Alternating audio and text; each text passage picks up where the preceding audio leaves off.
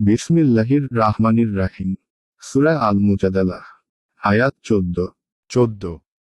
তুমি কি তাদের প্রতি লক্ষ্য করনি, যারা আল্লাহ যে সম্প্রদায়ের প্রতি রুষ্ট, তাদের সাথে বন্ধুত্ব করে? তারা তোমাদের, মুসলিমদের, দলভুক্ত নয় এবং তাদেরও, ইয়াহুদদের, দলভুক্ত নয় এবং তারা জেনে মিথ্যা শপথ করে। আয়াতের তাফসীর। তুমি কি তাদের প্রতি লক্ষ্য করনি, যারা সেই সম্প্রদায়ের সাথে বন্ধুত্ব করে, যাদের প্রতি আল্লাহ রাগান্বিত?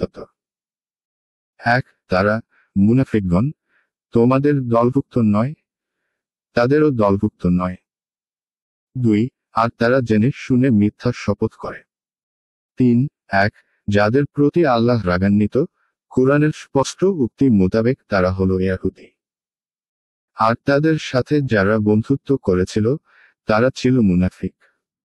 এই আয়াতগুলি সেই সময় নাজিল হয়, যখন মদিনাতে মুনাফিকদেরও বড় দাপট ছিল এবং ইয়াহুদীদের ষড়যন্ত্র ও বহু শীর্ষে উঠেছিল। আর তখনও তাদেরকে মদিনা থেকে বহিষ্কার করা হয়নি।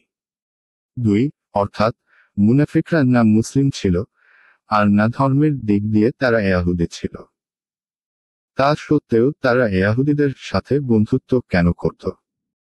শুধু এই কারণে যে, তারা নবী করিম সাল্লাল্লাহু আলাইহি ওয়াসাল্লাম এবং ইসলামের সাথে শত্রুতা করার ব্যাপারে ইয়াহুদীদের সমানভাবে শরিক ছিল।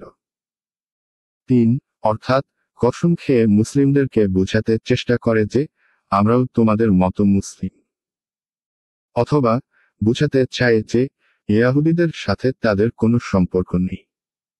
আয়াত 15 আল্লাহ তাদের জন্য প্রস্তুত রেখেছেন কঠিন শাস্তি। কত মন্দ তারা যা করে। আয়াতের তাফসীর। আল্লাহ তাদের জন্য প্রস্তুত রেখেছেন কঠিন শাস্তি। 1 নিশ্চয় তারা যা করে তা মন্দ। 1 অর্থাৎ ইয়াহুদীদের সাথে বন্ধুত্ব সম্পর্ক রাখার এবং মিথ্যা কসম খাওয়ার কারণে।